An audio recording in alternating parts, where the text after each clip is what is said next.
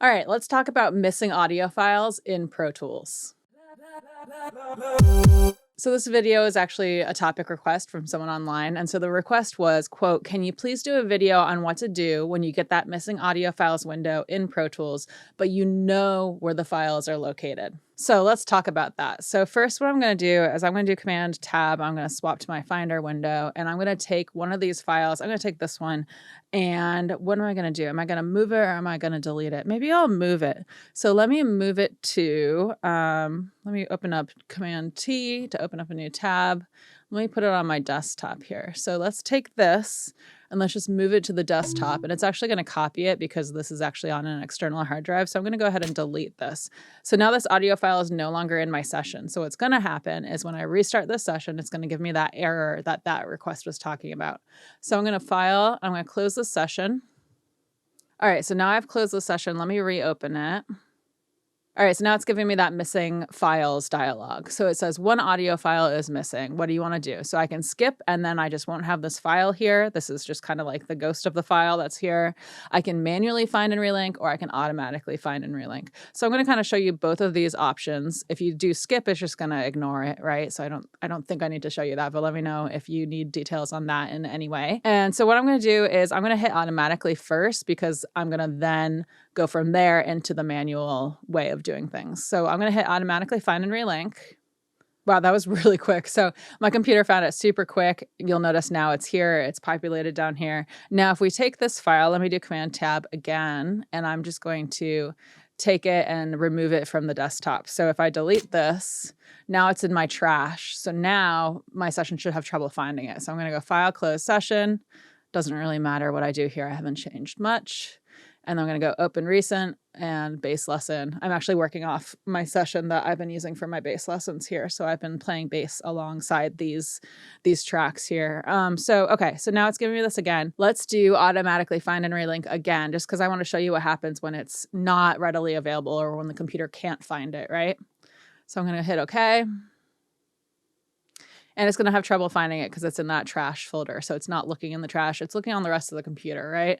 So it's having trouble finding it. It's taking a moment. It's thinking about it. And what'll happen is I'll have a window pop up showing me that it's searching for it. Now, sometimes it'll pop up this window for you, but sometimes you have to do it. So go Window and then Task Manager, and you can see what it's doing here. So it's searching. It's looking for it. It's having trouble finding it. So now it's switched over. It gives me a search result. These files were not found, right? So if I click on here, it'll open up my relink window, which is also where you go if you want to manually relink, right? So I'm going to show you how to manually relink, but I'm going to also say don't do that at some point. And I'll tell you why. I'm going to uncheck these because this is kind of the default view here. So I have some, volumes on my computer here that I can search through. This is kind of similar to that Finder window, right? And right here, I have the file that we're searching for. So here's the name of the file, some info on it. And then down here is where you would get candidates that might match it, right? So I'm going to open up my trash here, and you can tell I have done this a couple of times. I did run through and think about like the best way to present this. So I'm going to do Command C to copy, and I'm going to actually put it on that desktop. So now here it is on the desktop. So now what you can do, and it'll take a different amount of time depending on what you choose here, but you can select and tell the computer what to search. So I'm just going to click on user because I know in here, there's my desktop, there's my user info. So in theory, if I select this, it should find it, right? Because I have this desktop, I have that desktop there. Let's see if it finds it. So I select that, I tell computer, hey, look here. And then here's the file that I'm trying to find. And then I just click Find All Candidates. And there it is. Really quickly, it found it. So you can see here that it's found it. It's the same file name, the same info here. You'll notice this is identical. Same info here. You'll notice all this identifying information is the same, 769C, 769C. And then it also shows you where it is. So this is where what I recommend is you go rogue from actually linking it here because it's showing users, Cato Zane, desktop, and then the location there. So it's telling me, hey, it's on your desktop. So what I would recommend doing is instead of doing this, you can commit the links to the session. And so the computer will go, okay, now the file is located here. Let's link it to this file here. That is one way you can do it. But if you do that, you might have trouble if you move your session later on because the audio file is not in your audio files folder. And if you've hung out on this channel for a while, you've probably heard me say this before, but you want to make sure that your audio files are in this folder. So you'll notice here, I just have the one file instead of the two.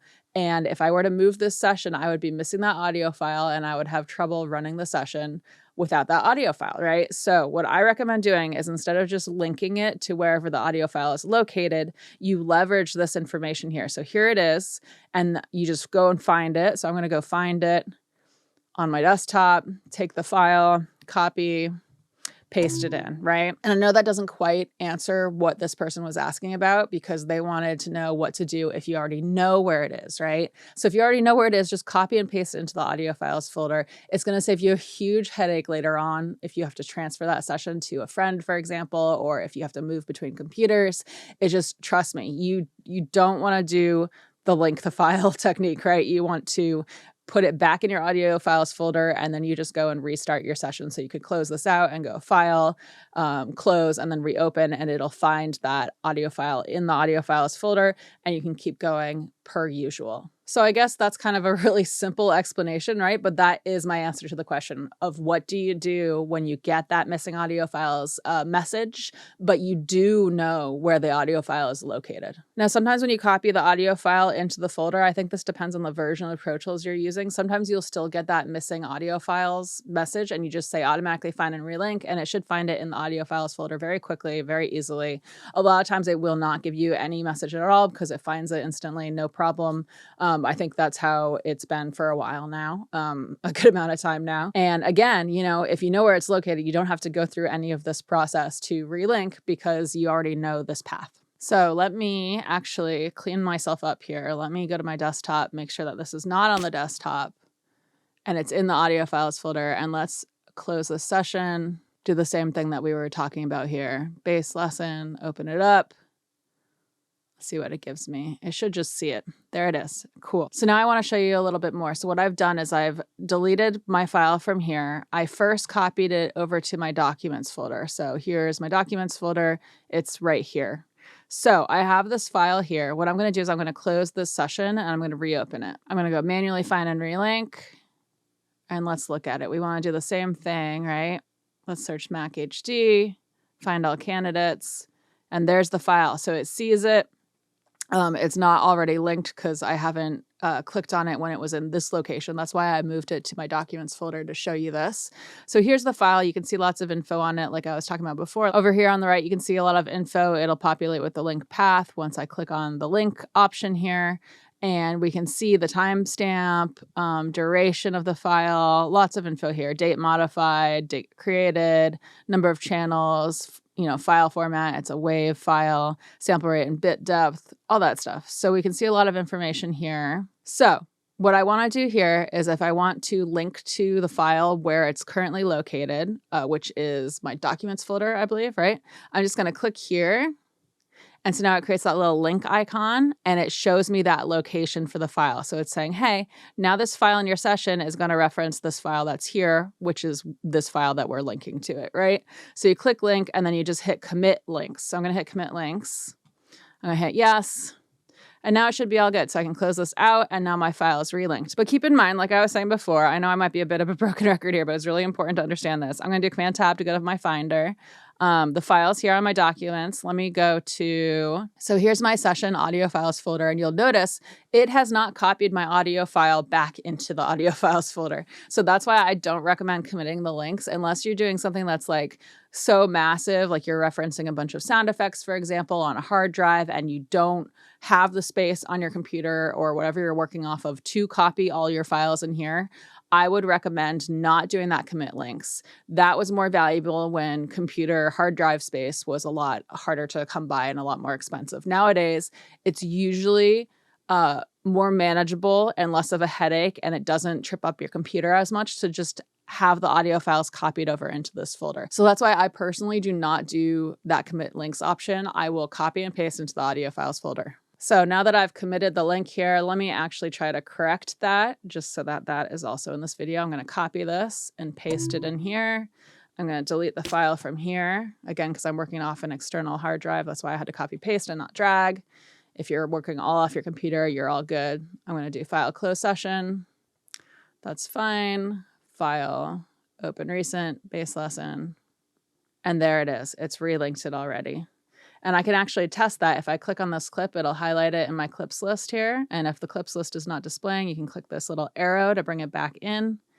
And you'll see the file here. And what I can actually do, I'm going to drag this out, is I can click this little drop down. You'll see now it's just showing the file name, right? But if you click this drop down, you can have it show the path. So I can go full path.